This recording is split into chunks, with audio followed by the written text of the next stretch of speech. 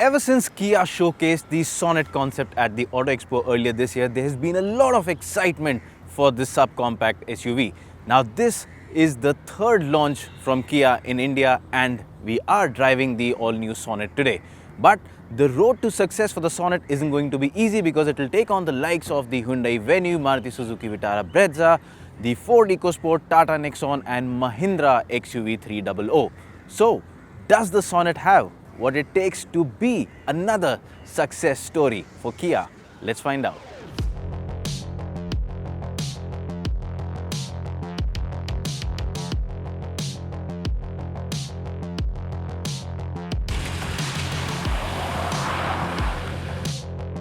Now speaking about the design, the Kia Sonet truly stands out from the competition in the subcompact SUV segment. And of course, full credit to the Kia designers for the fact that the Sonet looks very close to the concept that was shown earlier this year at the Auto Expo. Now if you look at the front face, it's a very energetic and a muscular design that you see up front. Of course, there's this tiger nose grille, which is what you would find on most Kia vehicles. But beyond that also, if you look at the headlamps, the neatly integrated LED DRLs and the aggressive bumper, and of course this is the GT line, so you can see the sporty red inserts all around the body. And along with this, you also look at the side profile, the sporty roof rails, and again the rear.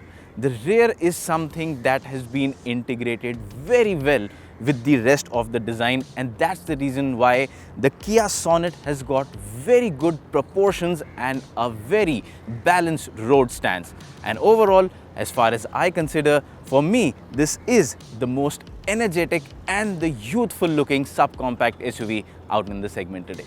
Now, as far as boot space is concerned, the Kia Sonet again truly shines in this area as it gives you segment leading 392 liters of boot space. Now that is the best in the segment, and if you look at the design also, again it is a fairly simple and easy to access boot. So that means you will never have problems getting your big bags in or making those quick airport runs. Now once you step inside the cabin of the Kia Sonet, it is truly a welcoming place. Now if you look at that design, it's got a very unique overall dashboard layout, and of course what stands out is the fact it's got these vertically integrated air conditioning vents, and these are flanking the automatic climate control buttons here. And then there's this 10.25 inch infotainment screen. Now this is a touch screen, and of course it's got good and a very easy interface. The touch response is again fluid, so no problems with that, and of course it also has good visibility. There's also, again, you have a digital instrument cluster here. The fuel gauge and the temperature control and the tachometer are analog, but beyond that everything else is shown on a digital instrument cluster. And if you look at the quality of the materials, the steering wheel, the dashboard, the finish of the material, the fitment quality, everything is spot on. And of course there are a lot of bells and whistles because you also get a wireless charging pad here with a cooling system for your phone if it heats up. There's an electric sunroof. You have segment first ventilated seats only for the front two passengers, and you also have the Yuvo app, which means the Kia Sonet is a connected car, comes with its own embedded SIM, and that means you get access to a lot of features that you can do remotely through your smartphone, which adds to the convenience and safety of your vehicle. Now if you're looking at the Sonet for a small family, or if you want to seat 4 adults in this vehicle, it shouldn't be a problem because as you can see, the space in the rear seat is decent, if not the segment best. Now with the driver's seat adjusted to my preference, you can see I have a decent amount of legroom to spare, and headroom again is not a problem at all. So people who are taller than me, and I am 5 feet 8 inches for reference, you can still find a decent amount of space inside the cabin.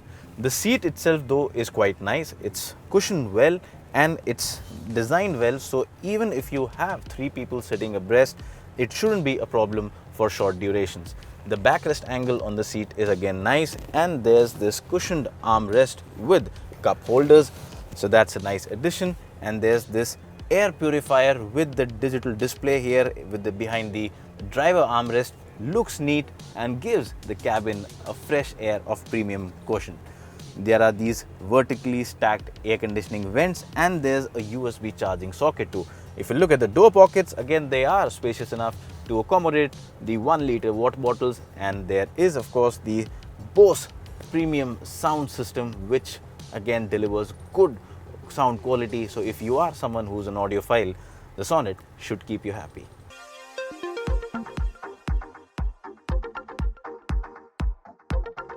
And now on to the driving performance of the Kia Sonet. Now the Sonet offers a wide variety of powertrain options. As far as engines are concerned, you get 4 of them. So there's a 1.2 liter petrol engine, there's a 1 liter turbocharged petrol engine, and there is a 1.5 liter diesel engine, of which there are 2 variants.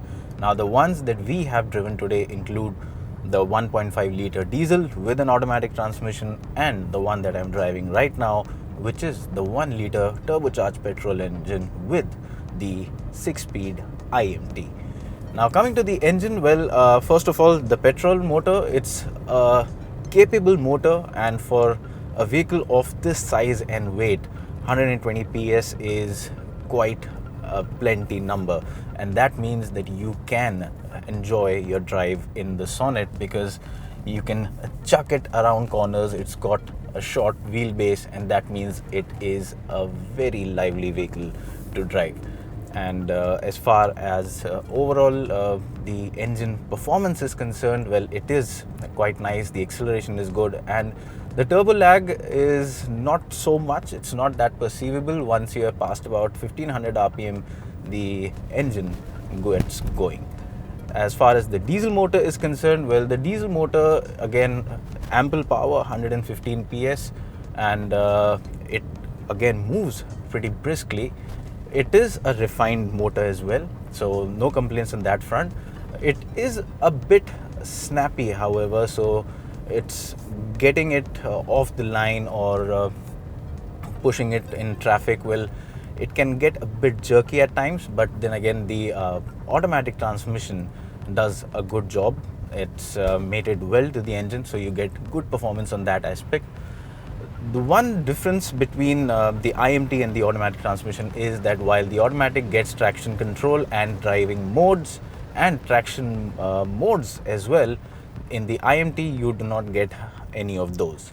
And as far as the modes are concerned, well, Sport is the one that is the most lively one. You can also switch between Eco or Normal. Now in terms of ride and handling, again, like I said earlier, you can chuck the vehicle around corners, so having a short wheelbase helps. It's not too high as well, so it drives pretty much like a nice hatchback, and that's a good thing. It's got good driving dynamics. Straight line stability is quite nice, and around corners you can push the Sonet hard. And while if you're going in really hot, well, there is a hint of understeer, but that's a thing with all front wheel drive vehicles. But overall, I think the Sonet really hits the nail and strikes all the right boxes that you would expect from a subcompact SUV in this segment. So good to drive, fun to drive, refined, smooth, and an overall enjoyable experience. So with those details out of the way, now let's get on to the IMT, which is a new technology, and a lot of you are interested in knowing how this works. Well, it was first introduced in the Hyundai Venue, and now it is there in the Sonet. So basically you just have 2 pedals. It's a 2-pedal setup, so you do not have a clutch pedal. So that means the inconvenience of using your left foot is done away with. However, it's not an automatic transmission, which means you have a conventional gear shifter, and it's the traditional edge pattern, so you have to shift gears. Just back off the throttle and shift like you would in any manual vehicle. And as far as gearbox performance is concerned, well, no hassles again. Once you get used to, well, that can take a bit of time because it takes some bit of conditioning, and many people have never driven anything like this.